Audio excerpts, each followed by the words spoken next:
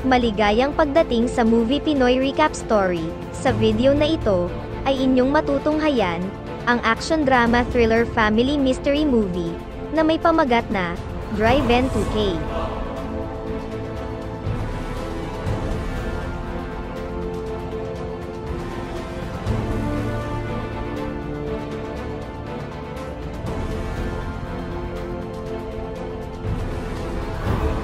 Nagsimula ang pelikula sa isang dating pobreng waiter at ngayon ay isa ng matagumpay na restaurant owner at isa ring sikat na author ng mga libro na si Ruslan. Isang araw bigla na lang siyang tinawagan ng kanyang dating asawa na si Catherine upang imbitahan sa nalalapit na kasal ng kanilang nag-iisang anak na si Lani. Makalipas ang ilang araw pagsapit ng nakatakdang petsa ng nasabing kasal ng anak ay nagtungo na si Ruslan sa bansang Canada kung saan siya dating nakatira kasama ang mag-ina niya. Nagtungo kaagad siya sa restaurant ng dati niyang amo upang magpasalamat sa mga naitulong nito sa kanya noon. Matapos ang ilang minutong pag-uusap habang paalis na sana siya ay nakursunadahan siyang pagtripa ng dalawang siga na lalaki. Sinubukan pa niyang makiusap na kung pwede ba siyang umalis ng matiwasay pero hindi pumayag ang mga ito at nakangiti pang sinabi ng dalawa na makakatikim siya sa kanila. Wala silang kaalam-alam na nagkamali sila ng nakursunadahan dahil sa isang segundo lang ay mabilis na bumagsak at nahimbing sa pagkakatulog ang isa sa mga mayayabang na ito. Dahil sa sobrang takot ay napaluhod at napahingi na lang ng patawad ang isa sa mga lalaki subalit hindi ito tinanggap ni Ruslan at maging ito ay nakatikim ng kanyang galit.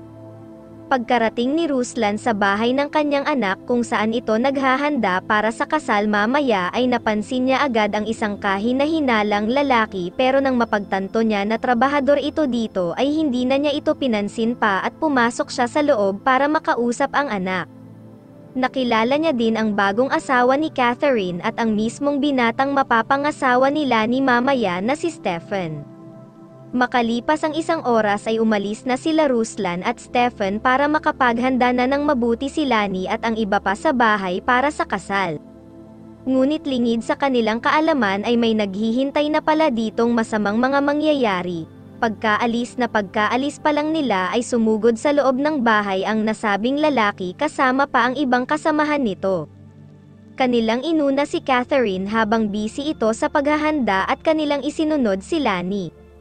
Sinubukan pa niyang pumalag pero wala na rin itong nagawa pa at hindi nagtagal ay tuluyan na siyang pinagsawaan ng demonyong ito.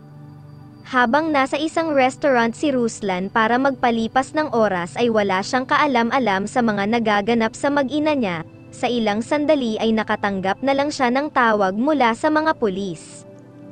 Hindi pa man naipapaliwanag ng pulis ang mga nangyari ay nagkaroon agad siya ng kutob sa masamang balita. Pagkarating niyang muli sa bahay ay tumambad sa kanya ang magulo at sira-sirang loob at ang dating asawa na tinapos ng mga kawatan. Sa kabutihang palad ay nagawa pang makaligtas ni Lani sa mga atake ng grupo pero dahil sa ginawang pangbababoy at iba't ibang tamang tinamo ay nawalan ito ng malay na hindi tiyak kung kailan ito magkakamalay muli. Hindi na siya nagsayang ng oras matapos makahingi ng tip sa bagong asawa ni Catherine kung saan siya pwedeng bumili ng armas sa lugar ay tinungo niya agad ang mga ito. Subalit sa hindi inaasahan ay may koneksyon pala ang grupo sa mga nasabing salarin at ipinag-utos sa telepono na tapusin siya.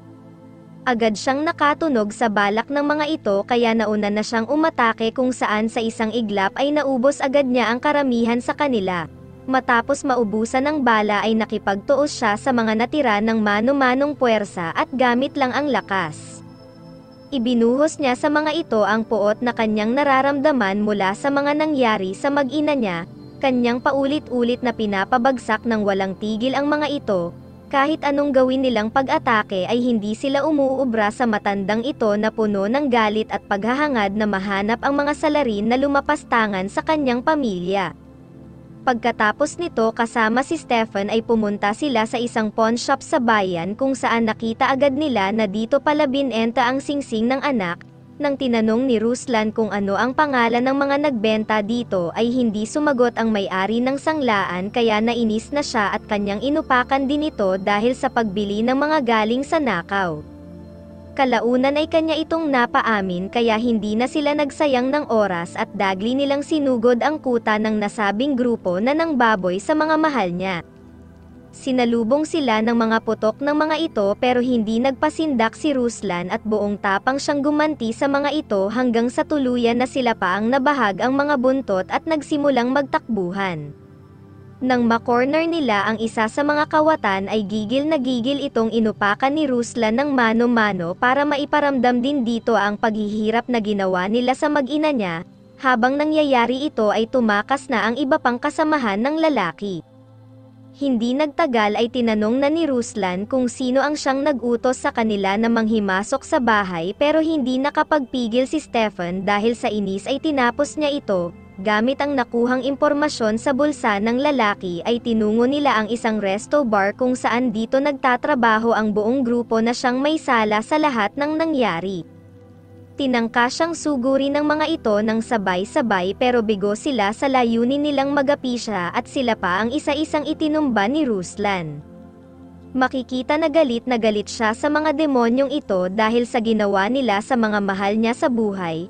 Hindi na siya nakapagpigil pa at kanyang tinapos ng walang pakundangan ang mga ito pero dahil sa kanyang emosyon ay pati ang kasabwat na may-ari ng lugar ay kanya ring hinabol sa labas matapos nitong tumakbo na naging dahilan para malimutan niyang buhay pa ang lalaking si Jacob na nanguna sa panghihimasok sa nasabing bahay ng mag-ina. Habang pilit niyang hinahabol ang kasabwat na may-ari ng establishmento ay mapag-aalaman na kakilala pala ni Stefan ang kawatan na ito na siyang nanguna sa pangbababoy sa magiging asawa niya dahil lumalabas na ang tatay niyang maimpluwensya at makapangyarihang Russian mobster na si Vladimir pala ang nag-utos at mastermind ng lahat dahil tutol ito sa relasyon nila ni Lani.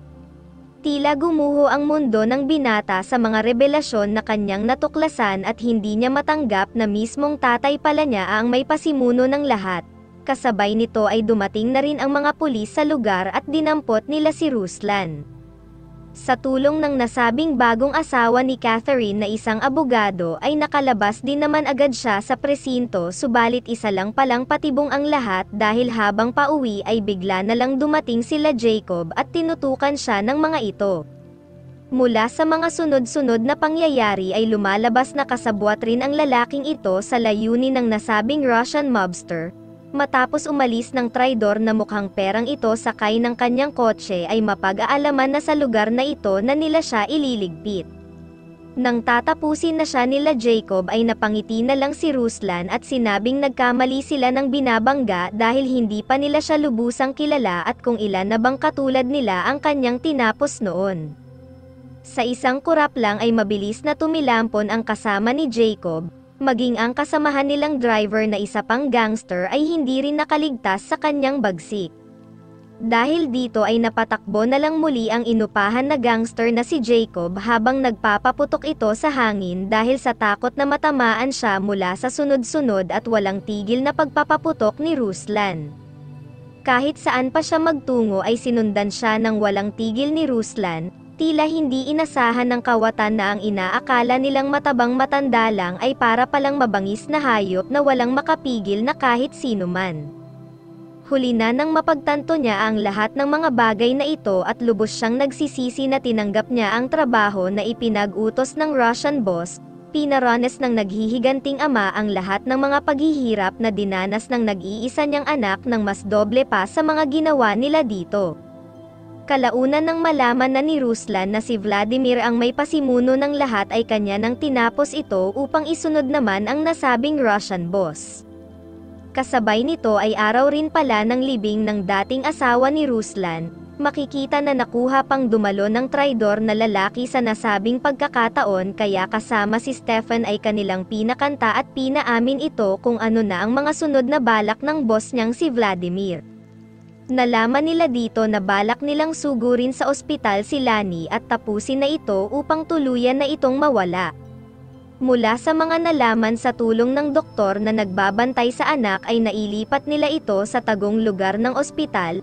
Hindi nagtagal ay makikita na ang buong hukbo ng Russian gang ng ama niya na naghahanda na sa kanilang gagawing pagsalakay.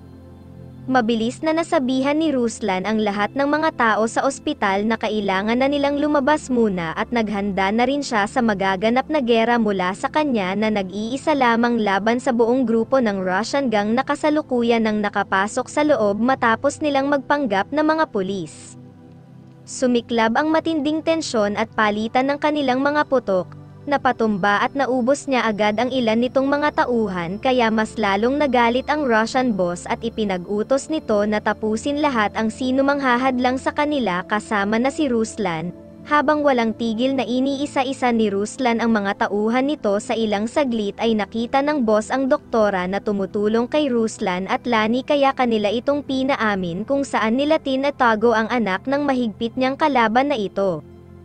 Kahit anong gawin nilang pagpapaulan ng atake ay hindi nila magawang matamaan si Ruslan. Gigil na sila at hindi nila malaman kung saan nanggagaling ang kakaibang kakayahan ni Ruslan sa pakikipagbakbakan. Tila hindi sila makapaniwala na sila pa ang unti-unting inuubos ng nag-iisang ito.